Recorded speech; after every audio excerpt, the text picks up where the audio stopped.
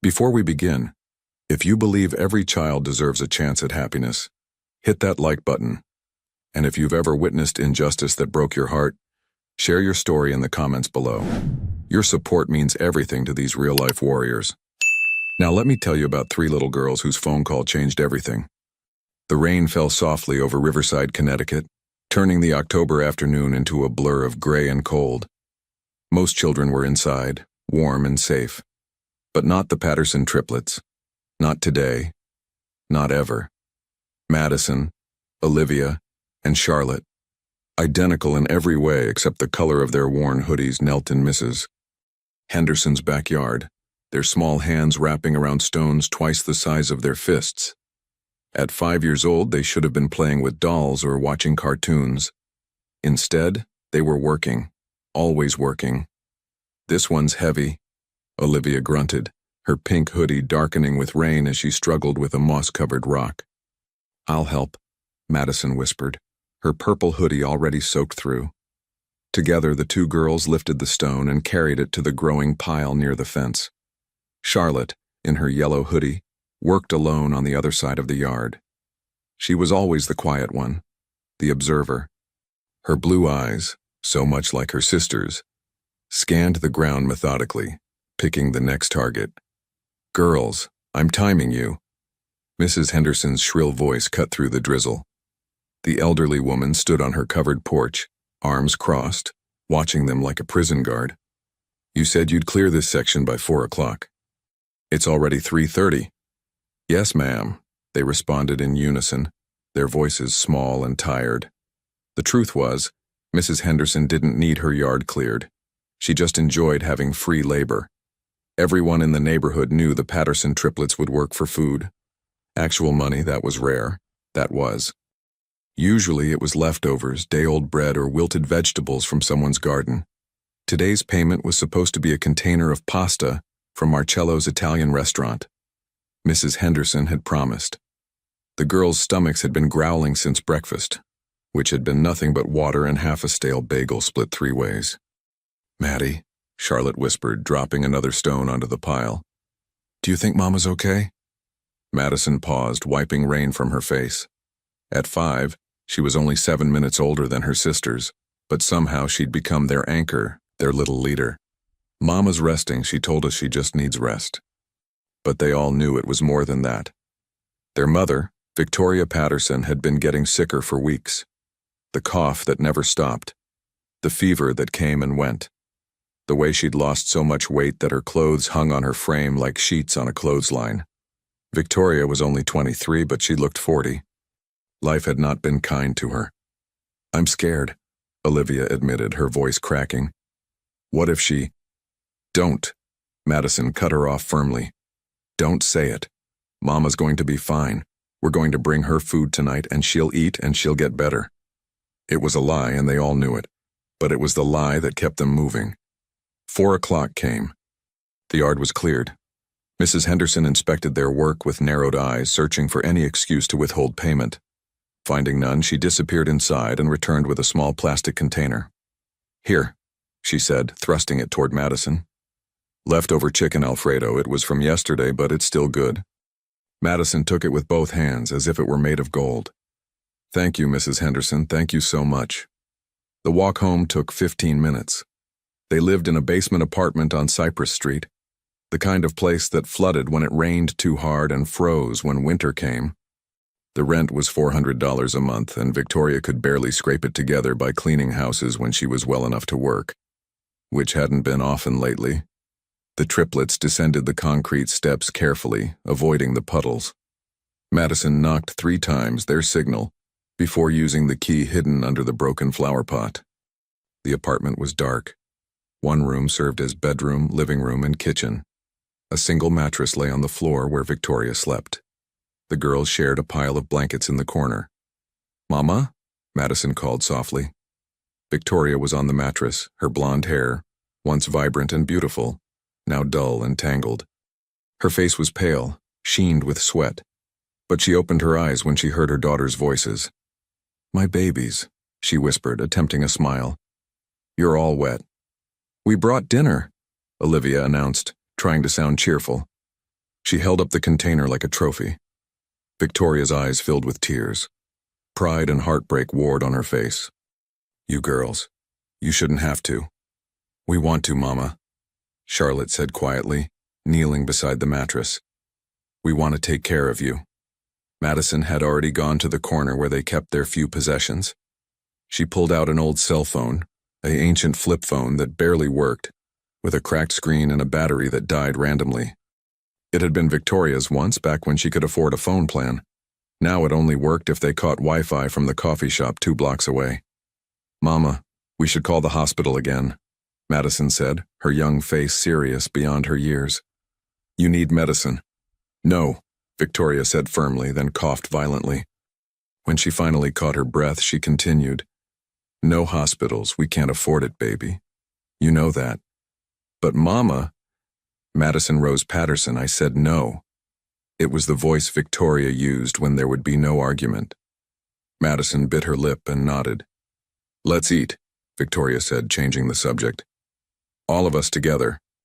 They divided the pasta 4 ways, though Victoria insisted she wasn't hungry, and only ate a few bites when her daughters wouldn't stop staring at her with worried eyes. The triplets ate slowly, making it last, pretending it was a feast instead of the scraps it was. After dinner, Victoria's fever spiked, i.e., she was shivering despite the 2 thin blankets covering her. The girls huddled around her, trying to share their body heat. Tell me about your day, Victoria whispered. Tell me something good. So they did. They told her about the stones, about Mrs. Henderson's yard, about the bird they'd seen that had bright red feathers. They didn't mention how cold they'd been, or how their hands were scraped and bleeding, or how a boy from school had laughed at Olivia's torn shoes. They only told her the good parts, because that's what you do when someone you love is slipping away. That night, after Victoria finally fell into a fitful sleep, Madison lay awake in the darkness. She could hear her mother's labored breathing, the rattle in her chest that seemed to be getting worse. Tomorrow, Madison decided, they would work twice as hard. They would earn more food. They would save their mother. They had to. Because if they didn't, what would happen to 3 5-year-old girls alone in the world? The thought terrified her so much that she squeezed her eyes shut and tried to think of nothing at all. Morning came too early. The basement apartment was freezing. The landlord had turned off the heat again, claiming they were late on rent. They weren't late. They were 10 days early. But Mr. Kowalski enjoyed making life difficult for the beautiful blonde woman who'd once rejected his advances. Victoria couldn't get out of bed. Mama? Madison shook her gently. Mama, wake up. Victoria's eyes opened, but she looked confused, unfocused. Rachel? Is that you, Rachel? Madison's heart clenched. Rachel had been Victoria's sister, the girl's aunt, who had died in a car accident 3 years ago. No, Mama, it's Maddie. It's me. Oh. Victoria blinked slowly. I'm sorry, baby. I'm so tired. We know, Mama. Olivia was already bringing the last of their water in a chipped mug. Here, drink this. Victoria managed a few sips before her head fell back on the pillow. She was burning up, her skin hot to the touch. We need to call someone, Charlotte said, her voice small but determined. Who? Madison asked. Who would come? It was the question that haunted them. Victoria had no family left except the girls. Their father, whoever he was, had never been in the picture. Victoria never talked about him, and the girls had learned not to ask. They had no friends, no church community, no safety net of any kind. They were utterly alone. I'll stay with Mama, Olivia volunteered. You two go find work. Madison didn't want to leave, but they needed money. Or food. Or something. Okay. But if Mama gets worse, you run to Mrs. Chen's store and ask her to call 911. Promise? I promise. Madison and Charlotte left the apartment just after 8. The rain had stopped, but the October air was crisp and cold. Their breath formed small clouds as they walked down Cypress Street toward the nicer neighborhoods. Where should we try? Charlotte asked. Mr. Wu's grocery store first. Maybe he needs boxes broken down. Mr. Wu was kind, one of the few people who treated the triplets like children instead of nuisances. But when they arrived, his daughter informed them that Mr. Wu was visiting family in California. "Try again in 2 weeks," she said, not unkindly. They tried the Parker residence next. Mrs. Parker sometimes needed her leaves raked, but the teenage son answered the door and sent them away without even letting them finish asking. By noon, they'd been rejected 7 times. Madison's chest felt tight with panic. They'd earned nothing, not even a promise of future work. "Maybe we should try the church," Charlotte suggested. "Father Murphy said we can't come back unless Mama comes with us," Madison reminded her. "He said we were unsupervised minors and it was a liability." Charlotte's face fell. She'd liked the church. It had been warm there. They were walking past the Riverside Country Club when Charlotte spotted them, the Stones. The country club was renovating their garden, and massive decorative rocks had been delivered and left in the parking lot. Someone needed to move them to the garden beds. "Maddie, look." Madison saw them and understood immediately. "You think they'd pay us?" "Only one way to find out." The clubhouse manager was a sharp-faced woman named Mrs. Blackwell, who looked at the 2 small girls with obvious disdain. "How old are you?" "We're very strong," Madison said instead of answering. "We can move rocks. We've done it before." "This is a private club. We don't hire street urchins." The word stung, but Madison stood her ground. "Please, ma'am. We work hard. We just need food. That's all. Just food." Something flickered in Mrs. Blackwell's eyes. Not quite sympathy, but perhaps a memory of what it felt like to be desperate. "Fine. Move those 20 rocks to the south garden bed. If you finish by 3, I'll give you $15. $15. It was more money than they'd seen in weeks. "Yes, ma'am. Thank you, ma'am."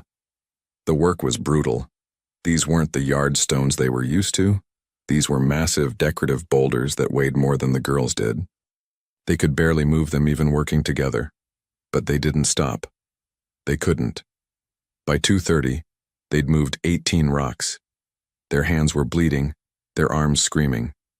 Madison had twisted her ankle on the 10th rock, and Charlotte's yellow hoodie had torn on a sharp edge. "2 more, Madison panted. "We can do this." The 19th rock took them 20 minutes. The 20th took even longer. But at 2:55, they stood before Mrs. Blackwell, bruised and exhausted. "We finished." Mrs. Blackwell inspected their work, then pulled out her wallet. She handed Madison a $10 bill and 5 ones. "You earned it, now go home." Madison clutched the money like it was oxygen. Thank you so much." They actually ran, to the grocery store. With $15, they could buy real food, rice, beans, maybe even chicken, and medicine. They needed medicine for Victoria. Mr. Wu's store sold everything. The girls wandered the aisles, calculating carefully.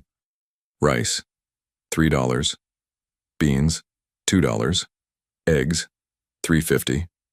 A rotisserie chicken, $6. That left 50 cents. "Wait," Charlotte said, grabbing Madison's arm. She was staring at something behind the pharmacy counter. "Look. Cold medicine, the kind with the label that said reduces fever. $9. Madison's heart sank. If they bought the medicine, they could only get rice and beans. No chicken, no eggs. "Mama needs medicine more than she needs chicken," Charlotte said quietly. Madison knew her sister was right. But the thought of Victoria's disappointed face when they came home with barely any food made her want to cry. In the end, they bought rice, beans, and medicine. $8.50. They had $1.50 left over. When they got home, they found Olivia crying. "She's worse," Olivia sobbed. "She won't wake up right. She keeps saying strange things." Victoria was indeed delirious with fever. She kept calling for Rachel, kept asking if someone named Thomas was there. She didn't seem to recognize her own daughters. Madison gave her mother 2 doses of the medicine, following the bottle's instructions carefully. Then they made rice and beans, dividing it into 4 portions even though Victoria barely ate. That night was the worst night of their young lives. Victoria's fever climbed higher. She thrashed and moaned. At one point she screamed, a horrible raw sound that brought all 3 girls to tears. "We have to call someone." Olivia begged. Maddie, we have to. Madison's hands shook as she picked up the ancient flip phone. She didn't even know if it would work. They hadn't been near Wi-Fi in days. What if they take us away from Mama? Charlotte whispered. It was their deepest fear. They'd heard stories about foster care, about children being separated, about families torn apart. We'll stay together, Madison said with more confidence than she felt. We have to. We're triplets, they can't separate us. But she wasn't sure about that at all. Victoria's breathing was getting worse, shallow and rapid. Madison made a decision. I'm calling. She dialed 911, her fingers trembling. But the call wouldn't go through. No signal, no Wi-Fi, nothing. No, no, no. Madison tried again and again. Olivia grabbed the phone. Let me try. Nothing worked. The phone was useless. Panic was setting in when Charlotte had an idea. The hospital. Mrs. Chen once said they have Wi-Fi. Maybe if we're close enough. It was a long shot, but it was all they had. The hospital was 12 blocks away, too far for 3 5-year-olds in the dark. But Madison didn't hesitate. Let's go. They ran through the streets of Riverside, Connecticut, clutching the dying flip phone. It was nearly midnight. The streets were empty. Every shadow looked threatening. 8 blocks, 9, 10. I see it, Olivia shouted. Riverside General Hospital rose before them, its lights blazing like a beacon. They ran up to the emergency entrance and Madison held up the phone. 1 bar. They had 1 bar of Wi-Fi. It's working. Madison's fingers flew over the keys trying to dial 911 again. But in her panic and exhaustion, she hit the wrong button. Instead of 911, she accidentally hit redial, which called the last number Victoria had dialed months ago. A number Victoria had gotten from a hospital form. A number Victoria had never actually meant to call. The phone rang once, twice. On the 3rd ring, a deep male voice answered. Hello? Madison froze. This wasn't 911. This wasn't a hospital operator. Hello? The voice repeated. Who is this? Madison's voice came out tiny and scared. I need help. My mama is very sick. She won't wake up right and she's really hot and... Slow down, the voice said, suddenly alert and focused. How old are you? 5. 5 years old? Where are your parents? My mama's at home. She's sick. We need a doctor, but we don't have money and... Madison's words tumbled out in a terrified rush. Wait. What's your name? Madison Patterson, and my sisters are Olivia and Charlotte. We're triplets and we're all 5 and Mama won't wake up and I'm really scared and... Madison, listen to me. The voice was calm now, commanding but gentle. Where are you right now? At the hospital, Riverside General. But we're outside because we don't have money and they won't help us without money. You're at the hospital? Yes, but stay exactly where you are. I'm going to make sure your mother gets help. Don't move. Do you understand? Who are you? There was a brief pause. Someone who's going to help. Just stay there. The line went dead. Madison stared at the phone, confused and terrified. Had she just made everything worse? Would they get in trouble? What happened? Charlotte asked. I don't know. Madison whispered.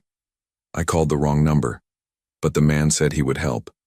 They waited outside the hospital, 3 small girls in torn hoodies holding on to each other in the cold October night. They didn't know that the man on the phone was already making calls, urgent calls. They didn't know that he'd heard something in Madison's voice that had shattered something inside him. They didn't know that in 48 hours their entire world would change. All they knew was that their mother was dying, and they were running out of time. Inside his Manhattan penthouse, 52-year-old Christopher Ashford stood frozen, his phone still in his hand, his heart hammering against his ribs. Christopher was one of the wealthiest men in America, the CEO of Ashford Industries, a tech conglomerate worth billions. He owned homes in 5 countries, a private jet, and more cars than he could count. Forbes had just named him the 14th richest person in the world. None of it mattered at that moment. Madison Patterson, he whispered to himself. The name meant nothing to him. But something about that child's voice, the exhaustion, the terror, the desperate maturity of a 5-year-old trying to save her mother, had struck him like a physical blow. Christopher had spent his entire adult life building walls around his heart. After his wife died 20 years ago, he'd sworn never to let anyone close again. No relationships, no emotional entanglements, just work, money, and power. But that little girl's voice had cracked something open. He was already calling his head of security. "Franklin, I need you to do something immediately." "Of course, sir." "There's a woman, Victoria Patterson. She's critically ill. Her 3 daughters are outside Riverside General Hospital in Connecticut right now. I need an ambulance dispatched to their home immediately, and I need those girls brought inside the hospital and kept safe until I get there. Sir, might I ask? No questions, just do it now." While Franklin made the calls, Christopher contacted the hospital directly. "This is Christopher Ashford. I'm about to transfer $200,000 to your hospital's account. In exchange, I want Victoria Patterson given the best possible care, private room, whatever specialist she needs. The cost is irrelevant. Save her life." The hospital administrator stammered, clearly shocked. "Mr. Ashford will absolutely—" "And there are 3 5-year-old girls, triplets. They're somewhere near your emergency entrance. Find them, keep them warm, feed them, and do not let anyone scare them. They've been through enough." "Yes, sir, right away, sir." Christopher hung up and stood in his penthouse, staring out at the Manhattan skyline. What the hell was he doing? He didn't know these people. This wasn't his problem. But that voice. That tiny, brave, terrified voice. "Daddy, we work to eat." Those words. Madison hadn't said them on the phone, but somehow Christopher knew they were true. He knew these children were suffering. He knew their mother was dying. And he knew he couldn't walk away. By 1 a.m, Christopher was in his helicopter, flying toward Connecticut. His assistant had already compiled a preliminary report on the Patterson family, and what he read made his blood boil. Victoria Patterson, age 23. No criminal record.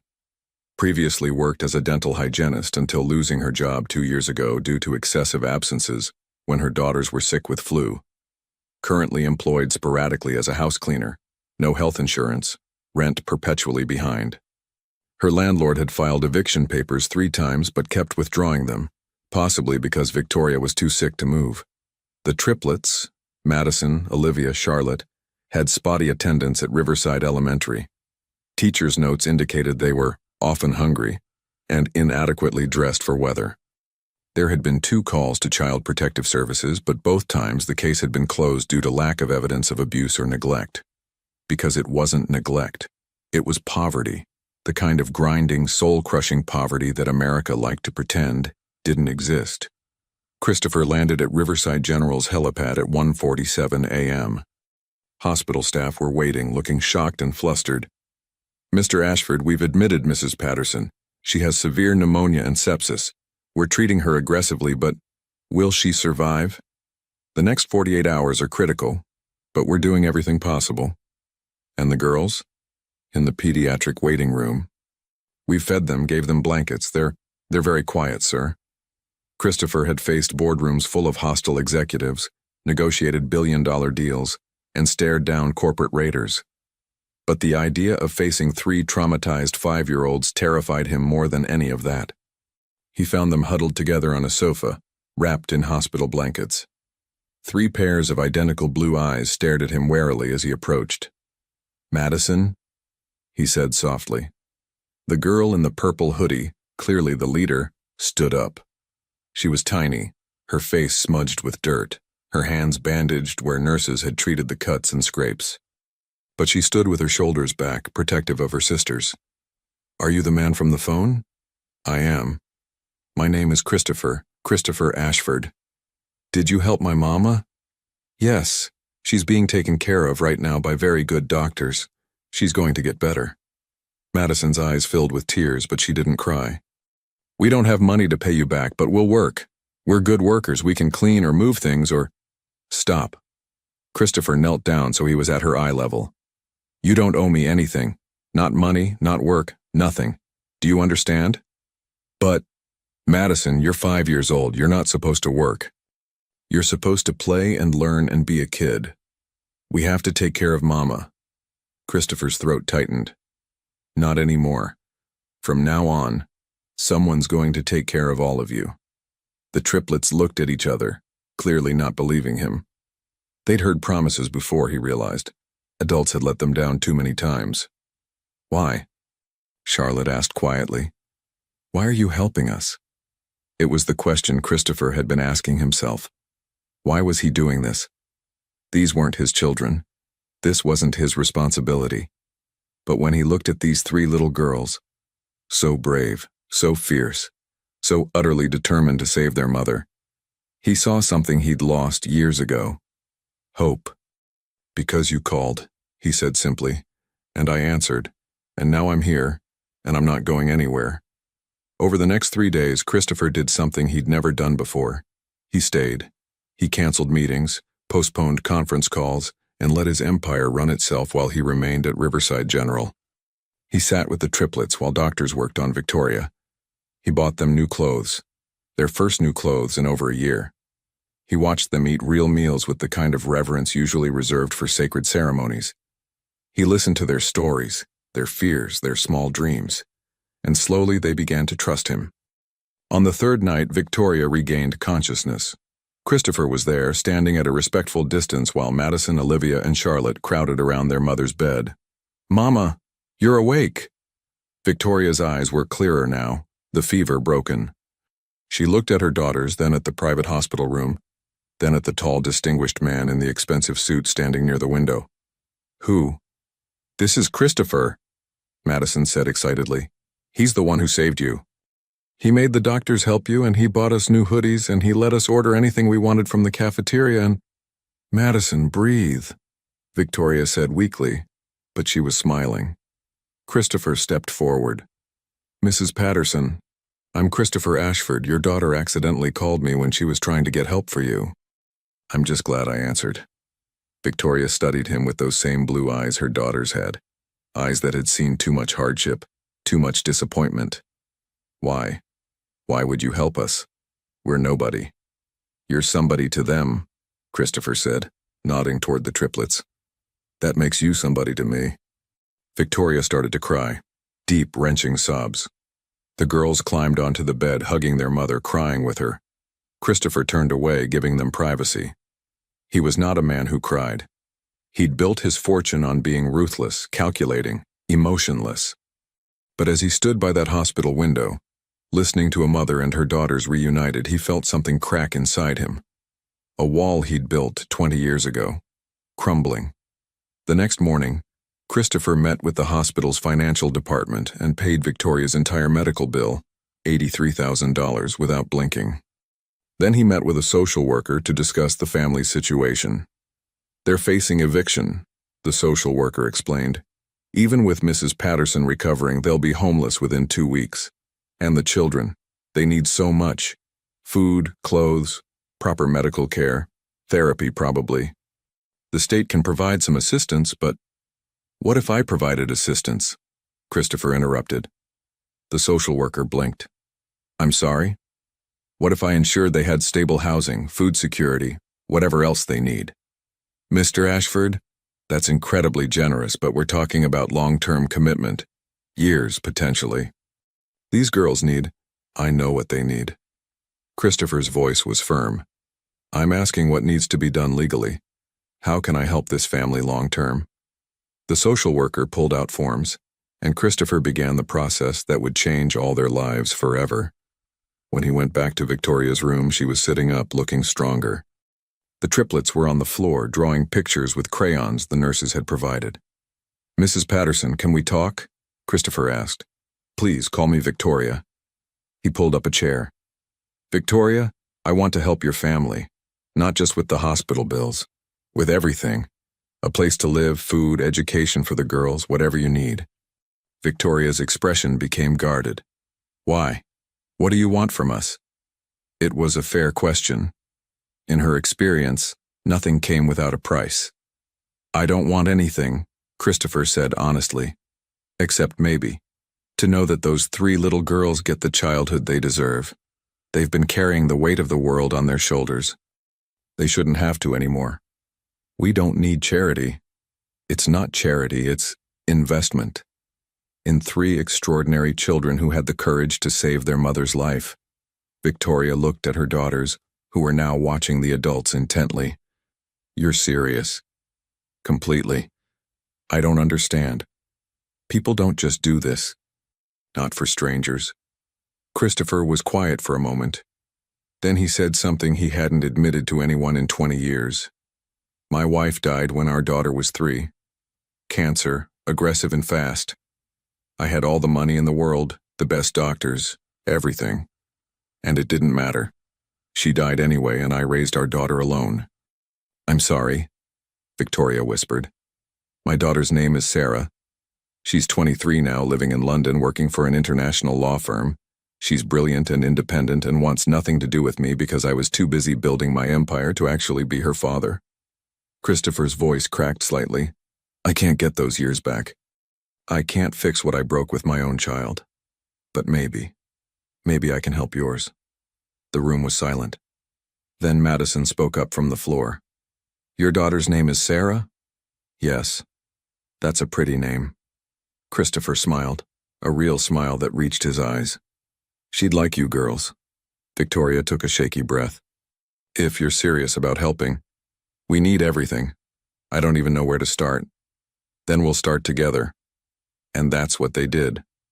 Over the following weeks, Christopher worked with Victoria to find them a proper home.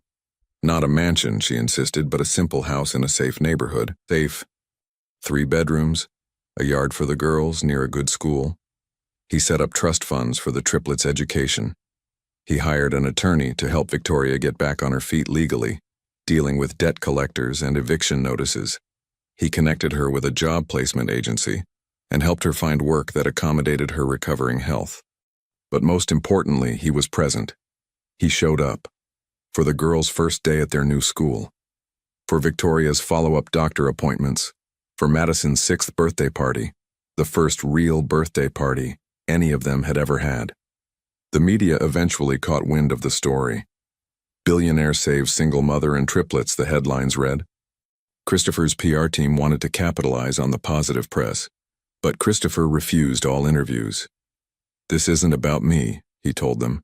It's about those girls. One evening, 3 months after that fateful phone call, Christopher sat in Victoria's new living room. The house was modest but warm, filled with the sound of the triplets laughing as they played in the yard outside. I've been thinking, Victoria said carefully, about what you said. About wanting to help, but not knowing how. Yes? The girls. They ask about you when you're not here. They light up when you visit, I think. She paused, choosing her words carefully. I think you've become important to them. Christopher felt his chest tighten. They're important to me, too. I know, I can see it. Victoria smiled. You're good with them, patient, kind. You listen to their endless stories and you never look bored, even when Charlotte is explaining rocks for the 40th time. Those rocks nearly killed them, Christopher said darkly. Of course I listen. My point is, you've done so much already. You saved my life, gave us a home, secured our future. But there's one more thing I want to ask, and you can absolutely say no. What is it? Would you consider being a regular part of their lives? Not as a benefactor, as a person who cares. Like a... She struggled with the word. Like family. Christopher's eyes stung. Victoria, I would be honored. And so a new kind of family was born. Not traditional, not biological, but built on something stronger than blood. Choice. Christopher chose to show up. Victoria chose to trust. The triplets chose to love. Madison, Olivia, and Charlotte called him Mr. Christopher at first, then eventually just Christopher. He taught them to swim, took them to museums, helped with homework. He was there for school plays and soccer games and every small milestone that most parents took for granted. He never tried to replace their absent father. He knew that wasn't his role. But he became something equally important. A constant, reliable, loving presence in their lives. His daughter Sarah flew in from London for Thanksgiving that year. She was wary at first, confused by her father's sudden transformation. But watching him with the triplets, Seeing the man her father could have been, she slowly began to understand. "You're happy," she said to him one evening. "I haven't seen you happy in, I can't remember how long." "They saved my life as much as I saved theirs," Christopher admitted. "I just didn't know I needed saving." By Christmas, Sarah had moved back to the States, taking a job at a New York firm. She started joining Christopher for his visits to the Patterson house. The triplets were fascinated by her, a real-life grown-up who had traveled the world and spoke 3 languages. Sarah and Victoria became friends.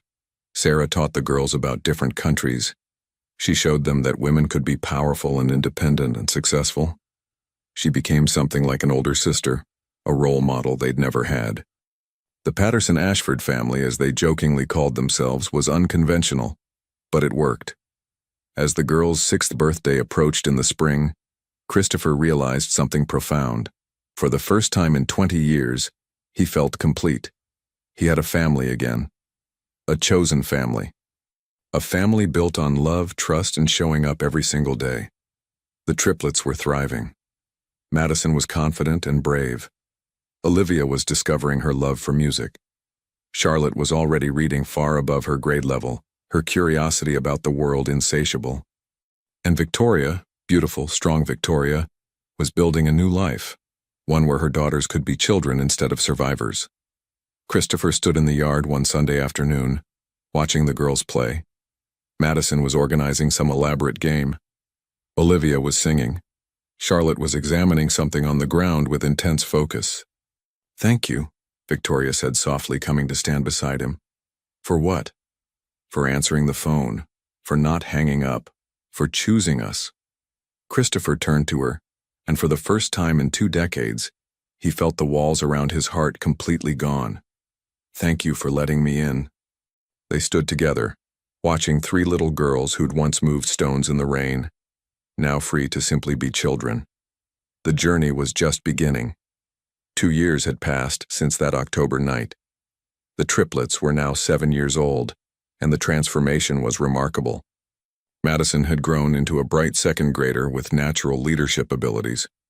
She was class representative, captain of her soccer team, and still fiercely protective of her sisters.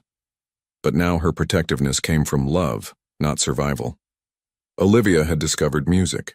She was learning piano, and her teacher said she had a gift. Her voice, when she sang in the school choir, made parents cry during concerts. She still kept her pink hoodie from that rainy day in her closet, though it no longer fit. Charlotte, the quiet observer, was already reading at a 5th grade level.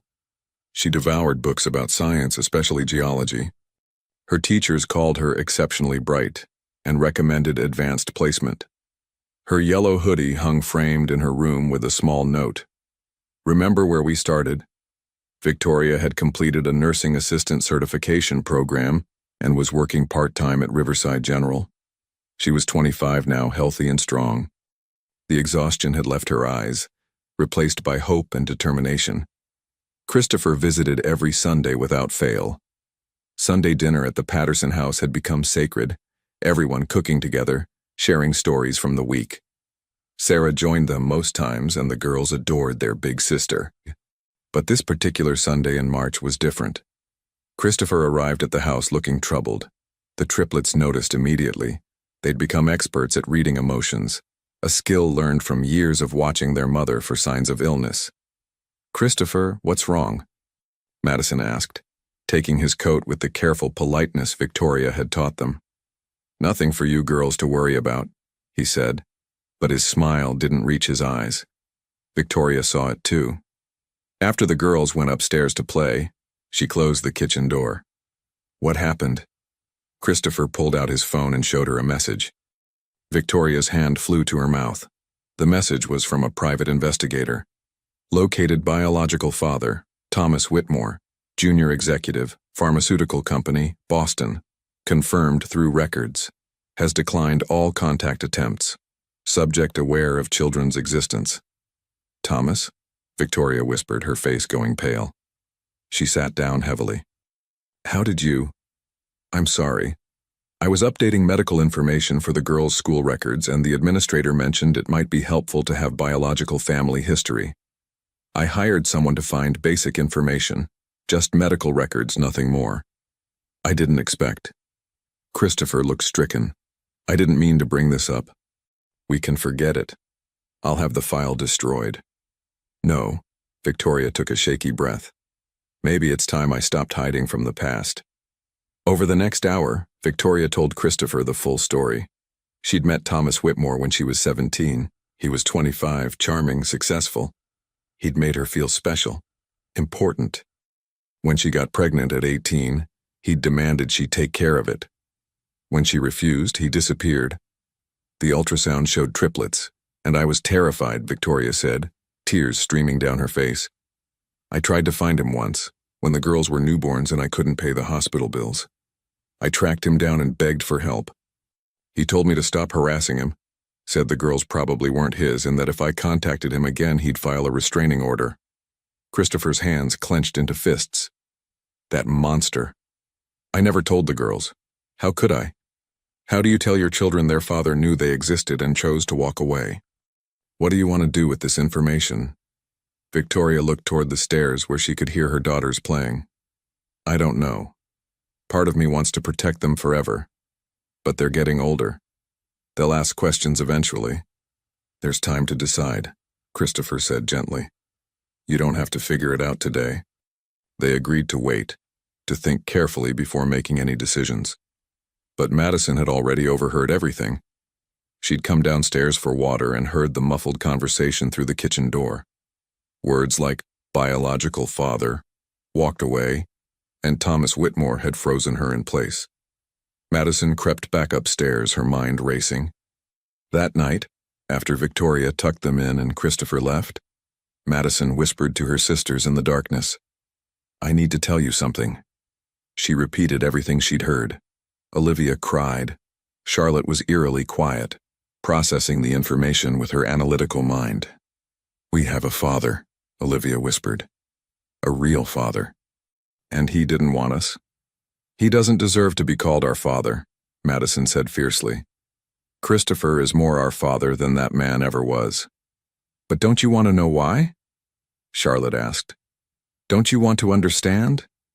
Madison did want to know. She wanted to look this Thomas Whitmore in the eye and ask him how he could abandon 3 babies.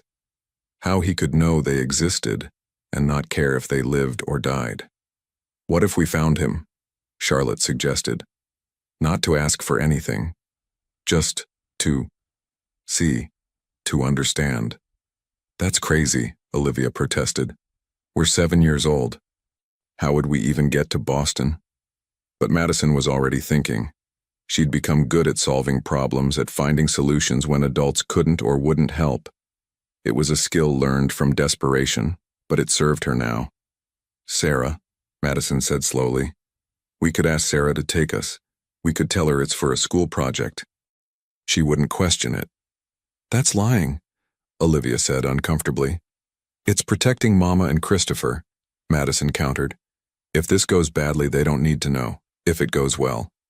She trailed off, not sure what well would even look like. Over the next 2 weeks, the triplets planned carefully.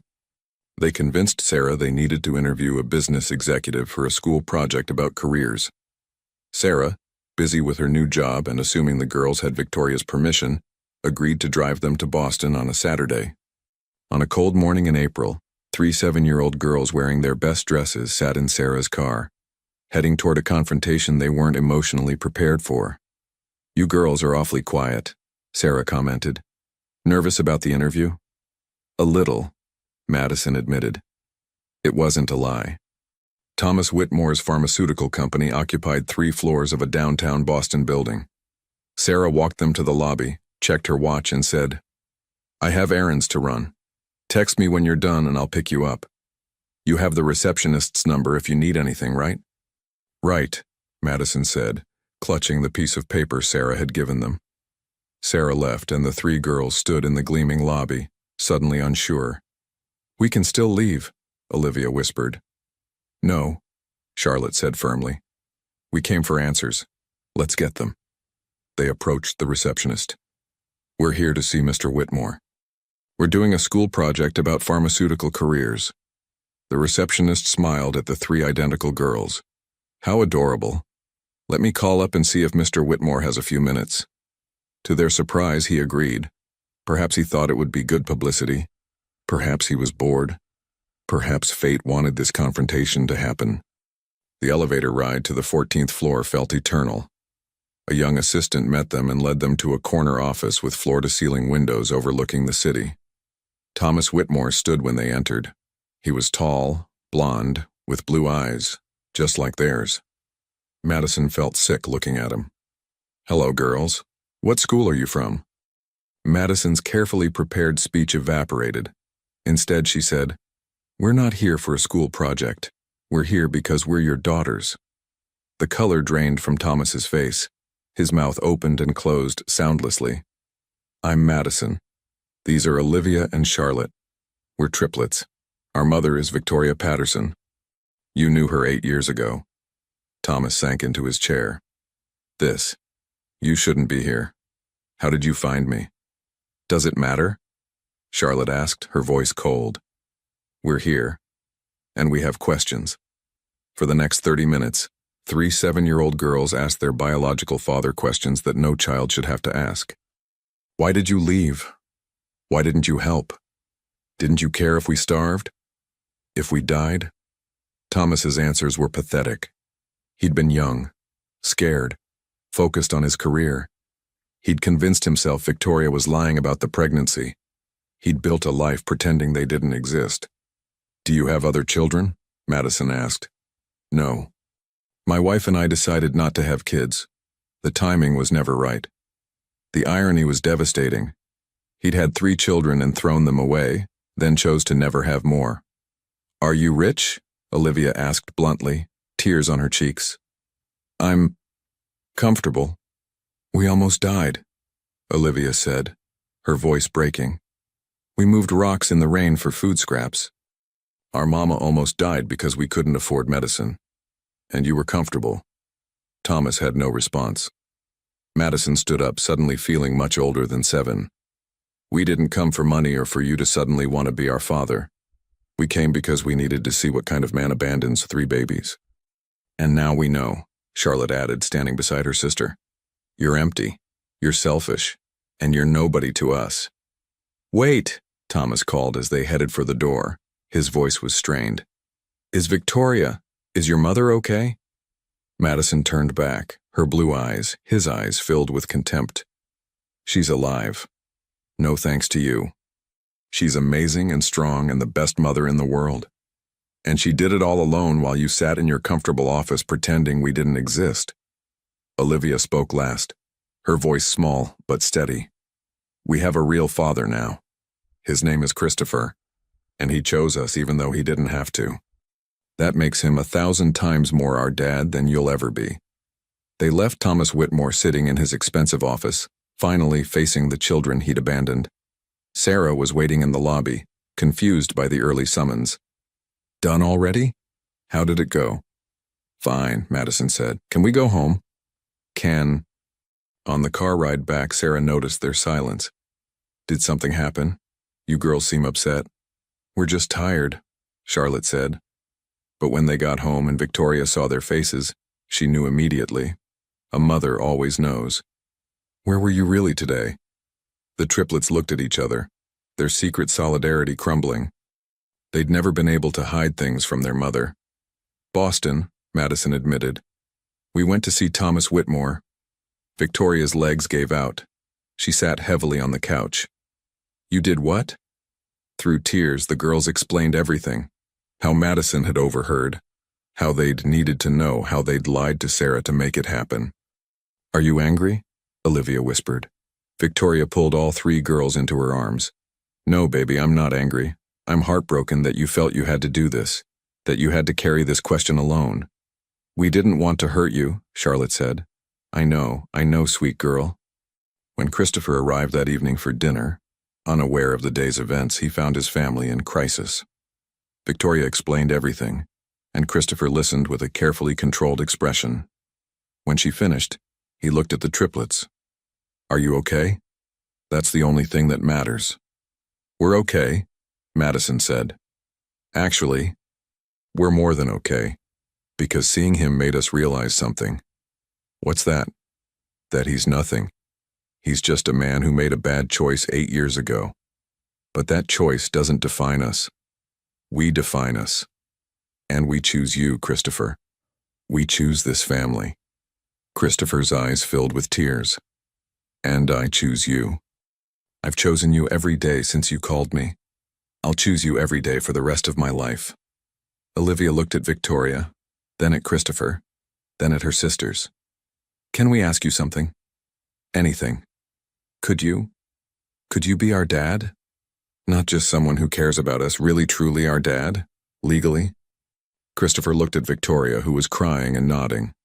If your mother agrees, there's nothing I'd want more. Yes, Victoria said through her tears. Yes, 1,000 times yes. The adoption process began the next week. There would be paperwork, court dates, home visits. But none of that mattered. Because they had already made the choice that mattered most, to be a family. The courthouse in Hartford was crowded on a warm Tuesday in September. The triplets were 8 years old now, wearing matching blue dresses that Sarah had helped them pick out. Victoria wore the pearl necklace Christopher had given her. Christopher looked more nervous than he'd ever been for any business deal. Sarah sat in the front row, tissues already in hand. All rise for the Honorable Judge Patricia Morrison. Judge Morrison was a stern woman in her 60s, but her eyes softened when she looked at the triplets. This is a special day, she began. Adoption represents love in its purest form, choosing family. She reviewed the paperwork, asked the required questions, and listened as each person explained why they wanted this adoption.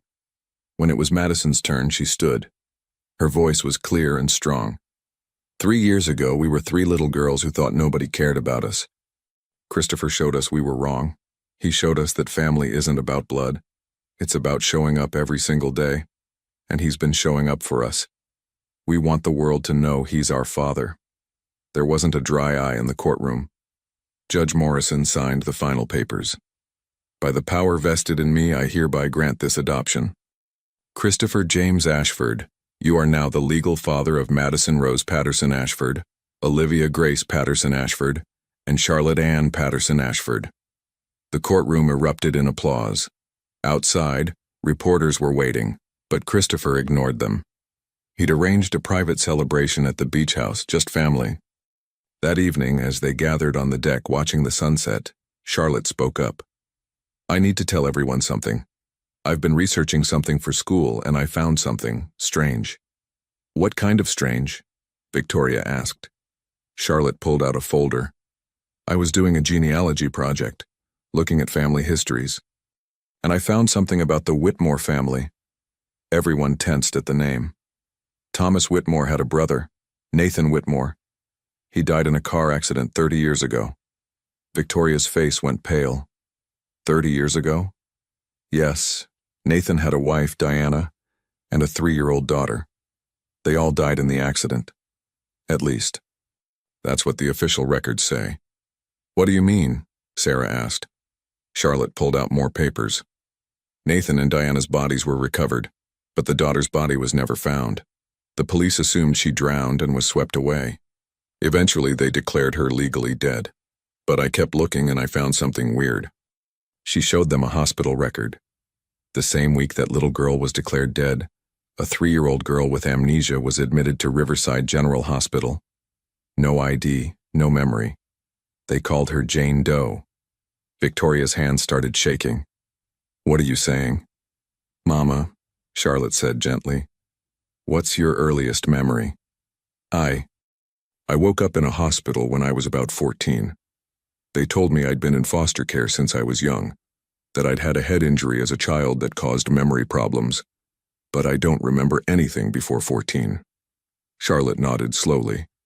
I had Sarah help me run a genetic probability analysis based on the Whitmore family genetics and your genetic markers, Mama.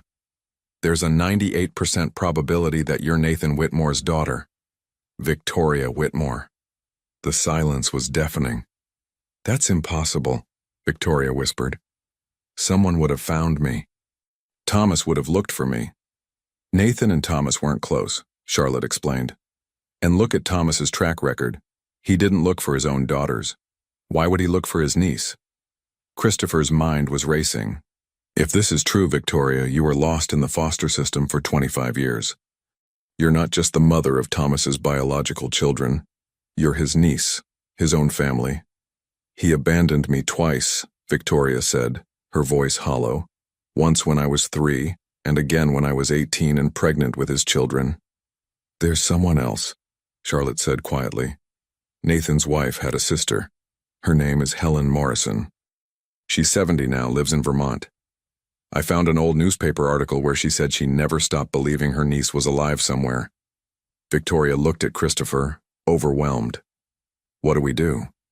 We find out the truth, Christopher said firmly. DNA test, records check, whatever it takes.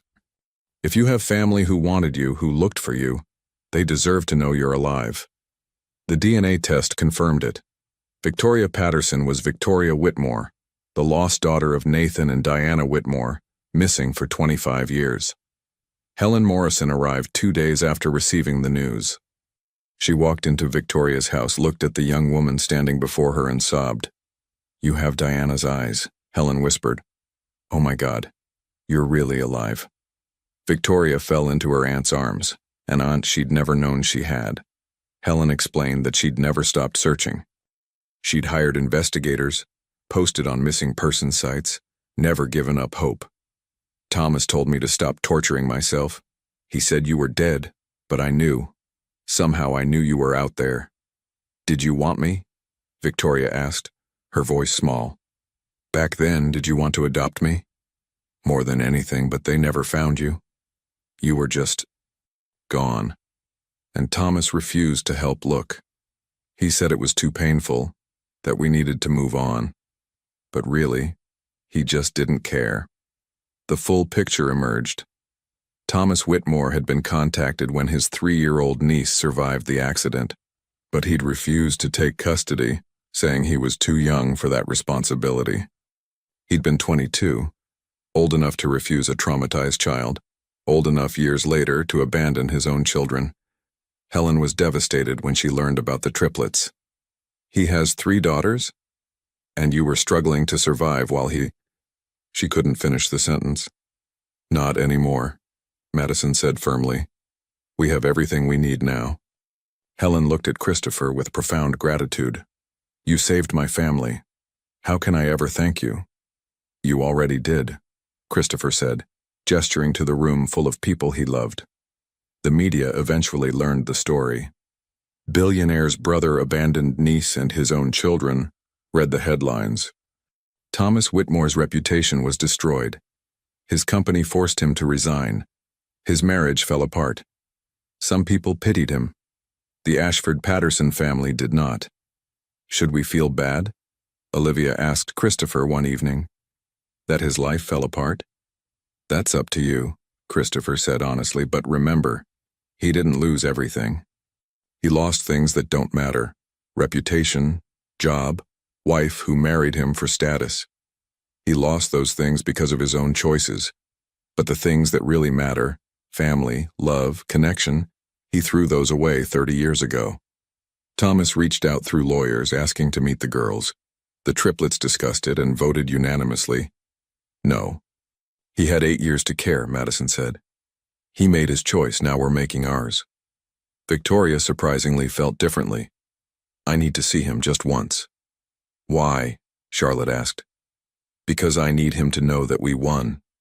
That despite everything he did, abandoning me as a child, abandoning my daughters, we survived. We built something beautiful, and he'll never be part of it. So Victoria met Thomas Whitmore in a lawyer's office with Christopher waiting outside. The meeting lasted 5 minutes. Victoria later told her family, I looked him in the eye and told him exactly what his choices cost. Then I told him that despite everything, we won. We found each other. We built a family. And he would never, ever be part of it. What did he say? He cried. He apologized. He said he wished he could go back and change things. Do you believe him? I believe he regrets the consequences, but he'd probably make the same choices again. Some people are just broken. Do you hate him? 8-year-old Olivia asked. No, sweetheart. I don't feel anything for him. And that's actually the best revenge. He's nothing to me. A stranger. while I have all of you." It was the last time any of them spoke of Thomas Whitmore. Life moved forward. Helen became Grandma Helen, a beloved presence at Sunday dinners. She told Victoria stories about her parents, about Nathan's terrible jokes and Diana's beautiful singing voice. She filled in the blank spaces of Victoria's lost childhood with love and memories. The triplets thrived. They were 8 years old and finally, truly children. They played, they laughed. They didn't have to worry about where their next meal would come from. They had a father who chose them, a mother who fought for them, a big sister who adored them, and a grandmother who'd never stopped looking. On their 9th birthday, Christopher gave each girl a special gift, a small stone mounted in glass, turned into beautiful art. "This represents your journey," he explained. "The stones that almost broke you became the foundation of something beautiful. Never forget where you came from, but never let it define where you're going." Madison held her stone carefully. "We won't forget. How could we? But Christopher, we're not those scared little girls anymore." "No," he agreed, "you're not. You're strong, brave, loved, and most importantly, you're mine. You're my daughters, and I'm your dad.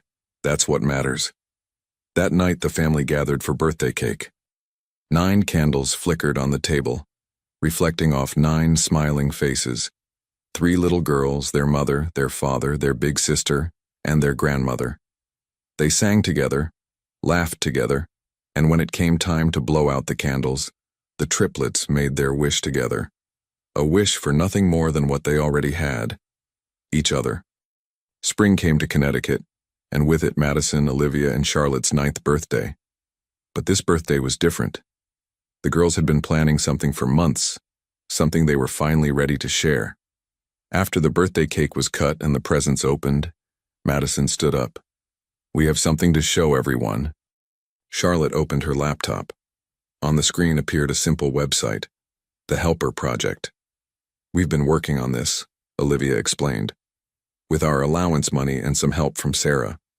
The website showed a project the girls had created, a program to connect children who needed help with people who could provide it.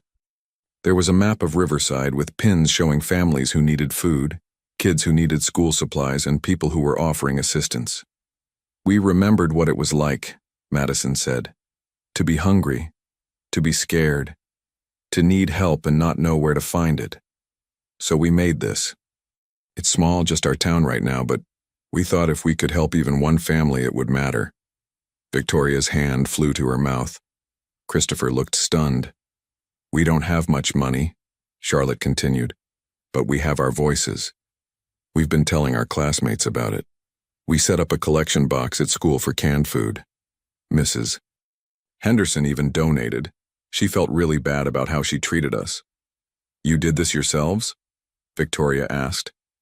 "Mostly," Madison admitted. "Sarah helped with the website programming, and Grandma Helen helped us connect with some families in need. But the idea was ours." Christopher pulled up the website on his phone, scrolling through. There were already 15 families listed and over 30 people offering help. "This is incredible. We wanted to show that we remember," Olivia said softly. "We remember what it's like to move stones for food. We remember what it's like to be cold and scared. And now that we're safe, we want to help others be safe too." "There's something else," Charlotte said. She pulled out another folder.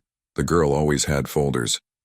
"We've been thinking about the country club, the place where Maddie and I moved those heavy stones when we were 5. "What about it?" Christopher asked. "It's closing down," Charlotte explained. "Bad management, apparently. It's going up for sale. We looked at the asking price." She showed them a number. "And we know it's a lot of money. We know we can't buy it ourselves. But we have an idea." Madison jumped in. "What if? What if we bought it together? Not to make it a club again, to make it a community center, a place where kids from all neighborhoods can go. Music lessons, sports, tutoring, everything those rich people at the club never wanted to share.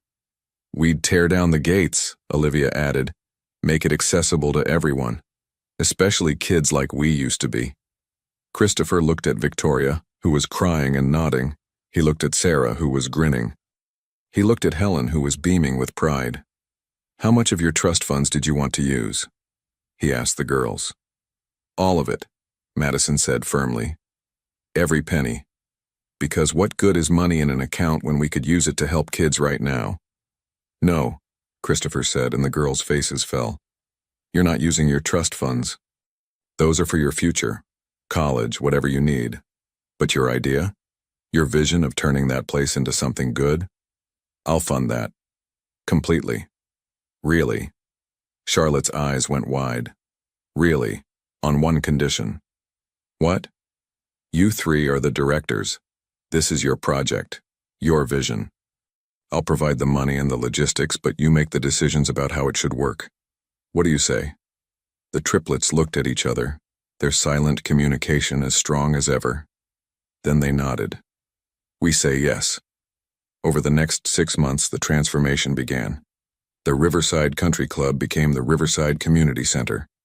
The exclusive gates came down. The expensive gardens became playgrounds. The fancy dining room became a cafeteria that served free meals to any child who needed them. The girls were involved in every decision, from paint colors to programming choices. At 9 years old, they weren't running the day-to-day operations. Adults did that, but their vision guided everything. On opening day, Madison was asked to cut the ribbon. She stood before a crowd of families, some wealthy, some struggling, all welcome, and spoke clearly into the microphone. 4 years ago, my sisters and I moved rocks in this exact spot. We were 5 years old and desperate for food. The people who ran this place then saw us as cheap labor. But we survived. And now, this place that once represented exclusion is a place of hope and opportunity. She looked at Christopher standing in the front row. Someone once told us that the stones that almost break us can become the foundation of something beautiful. This center is proof of that. Every child who learns here, every family who finds help here, every person who discovers they're not alone. That's our foundation, built from stones. The crowd erupted in applause. That evening, the family gathered at the beach house, their traditional spot for important moments. The sun was setting over Long Island Sound, painting the sky pink and gold. I'm proud of you girls, Victoria said, pulling all three into a hug. So incredibly proud. We learned from the best, Madison said. You never gave up on us, Mama. Not even when things were impossible.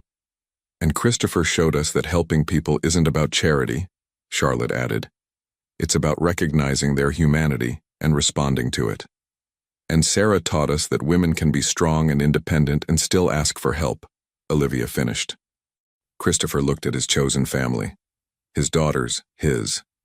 He wasn't sure what Victoria was to him anymore. They'd never defined it, never needed to. But she was essential. They all were. I have something for you, Helen said, pulling out 3 small boxes. For my granddaughters. Inside each box was a simple silver bracelet engraved with words. Chosen, loved, strong. Your parents, your biological grandparents, Nathan and Diana, they would have loved you so much, Helen said, her voice thick with emotion. They would have been so proud of who you've become. But I also want you to know, you're not defined by the family that lost you. You're defined by the family that found you and fought for you. We know, Grandma, Madison said, hugging her. We know exactly who our family is. As darkness fell, the family moved inside. The girls were tired from the day's excitement and headed to bed early. But not before their nighttime ritual, Christopher tucking them in one by one. He started with Olivia, pulling the covers up and kissing her forehead. Sweet dreams, sweetheart. Dad? Olivia said softly. Are you happy? Happier than I ever thought possible. Why? Because we want you to be happy too, not just us. Christopher's throat tightened. I am. I promise. Next was Charlotte, already half asleep with a book about volcanoes. No reading after lights out, he reminded her gently. Just one more chapter? Absolutely not. Sleep. Love you, Dad. Love you too, brilliant girl. Finally, Madison. She was staring at the ceiling when he came in. Can't sleep. Just thinking. About what? About how different everything is. 4 years ago, we were sleeping on a pile of blankets in a cold basement. And now? She looked around her room, bright, warm, filled with books and toys and love. Now we have all this. You deserve it, all of it. Do we? Or did we just get lucky? Christopher sat on the edge of her bed. Madison, you didn't get lucky. You fought, you survived, you saved your mother's life. You chose to trust when adults had let you down. That's not luck. That's courage. But you did most of the work. I provided resources. You provided the strength. We're a team. That's how family works. Madison was quiet for a moment, then, Dad, are you ever going to marry Mama? Christopher hadn't expected that question. We haven't talked about that. Would you want us to? I think we're already a family. But yeah, I think it would be nice. Official, you know? I'll think about it, but Madison? Even if your mom and I never get married, that doesn't change that you're my daughters. That's forever, no matter what. I know. I just think you love her. And I think she loves you. And life's short. We almost lost Mama once. Why waste time? Christopher laughed despite himself. When did you get so wise? Around the time I had to save my mom's life when I was 5. He kissed her forehead. Sleep. We have Sunday dinner tomorrow, and Grandma Helen is making her famous pot roast. Can't wait. Night, Dad. Night, sweetheart. Christopher went downstairs where Victoria was cleaning up the kitchen. Sarah had gone home. Helen was in the guest room, and it was just the two of them. All three tucked in? Victoria asked. Yes, and Madison just asked me when we're getting married. Victoria froze, plate in hand. She what? Apparently our 9-year-old daughter thinks we're wasting time. Victoria laughed, then looked at him seriously. Are we? Wasting time? I don't know. Are we? They'd danced around this question for 4 years. Christopher had fallen in love with Victoria slowly, carefully, afraid to disturb the fragile family they'd built. Victoria had been equally cautious, not wanting to presume, not wanting to risk the stability her daughters had finally found. I love you, Christopher said simply. I've loved you for a long time, but I never wanted to pressure you or make things complicated for the girls. Christopher, the girls asked you to adopt them. They call you Dad. How much more complicated could it get? Valid point. Victoria dried her hands and walked over to him. I love you too. I have for years, but I was scared. Scared you'd realize you'd taken on too much. Scared you'd leave. Scared I'd mess up this perfect thing we'd built. I'm not leaving, ever. You're stuck with me. Promise? Promise. They stood close, not quite touching, years of careful distance between them. Then Victoria closed the gap and kissed him. It wasn't their first kiss. They'd stolen a few over the years at New Year's, at Christmas under the mistletoe. But this was different. This was a promise. When they pulled apart, Christopher was grinning. Our 9-year-old was right. We were wasting time. So what do we do about it? We stop wasting time. Victoria Patterson, will you marry me? Make this official? Let me be not just the girl's father, but also your husband? Are you seriously proposing in the kitchen at 10 p.m. on a Tuesday? We met because of a wrong number phone call at midnight. Our relationship has never been conventional. Why start now? Victoria laughed through tears. Yes, I'll marry you. They held each other in that kitchen where they'd shared so many Sunday dinners, where they'd become family one meal at a time.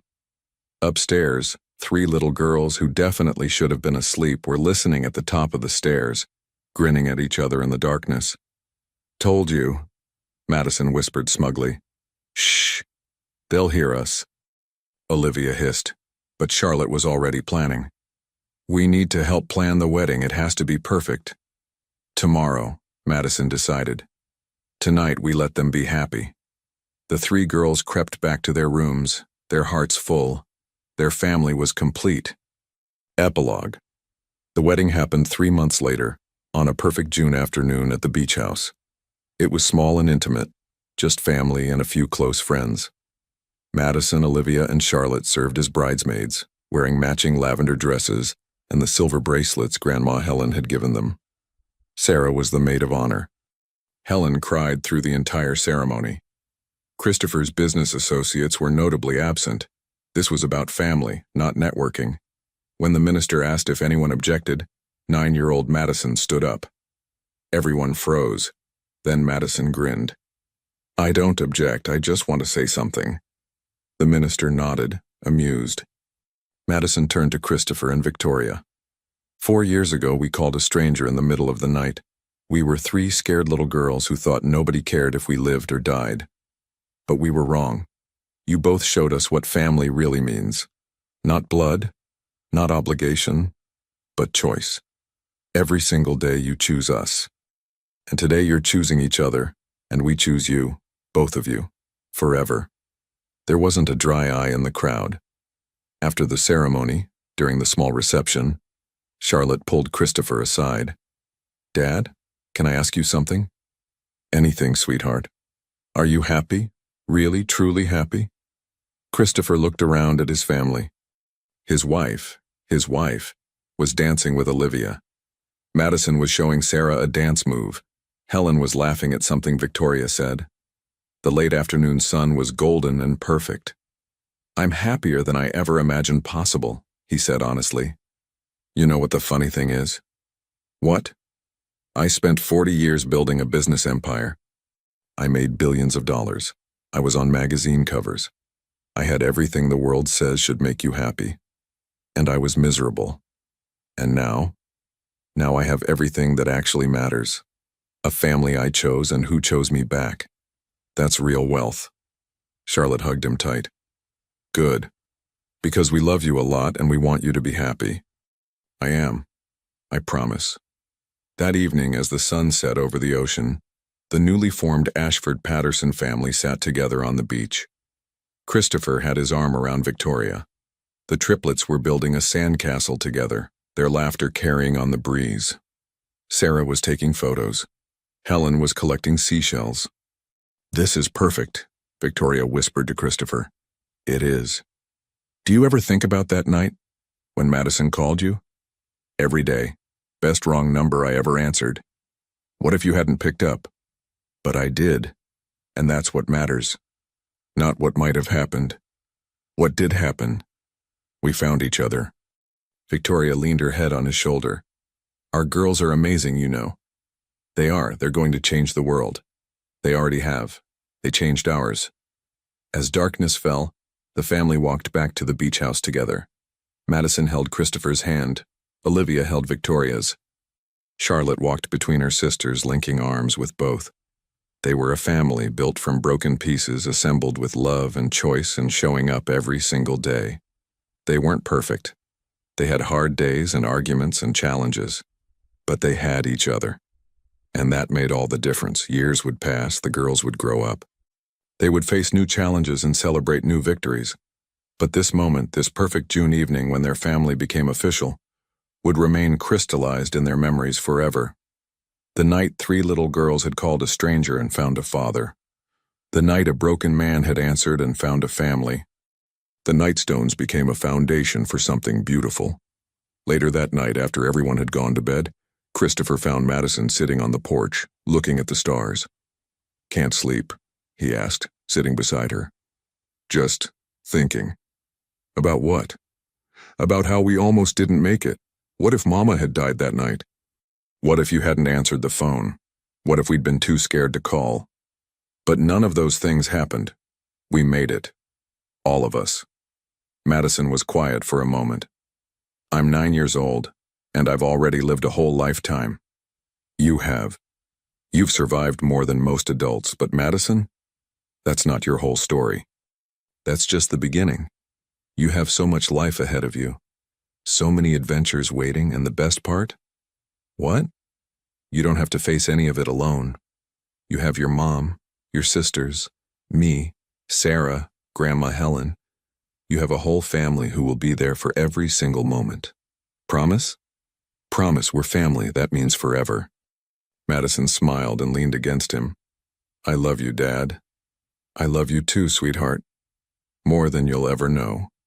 They sat together in comfortable silence, father and daughter, watching the stars. Somewhere inside, Olivia was probably singing in her sleep. Charlotte was probably reading with a flashlight under her covers. Victoria was probably checking on them both, unable to break the habit of making sure they were safe. This was family. Messy, imperfect, beautiful family. Built on a foundation of stones. Held together by choice. Made strong by love. And it all started with 7 words from a scared 5-year-old girl. I need help. My mama is sick. A plea for rescue that became something so much more. A wrong number that became the rightest thing that ever happened. A phone call that changed 5 lives forever.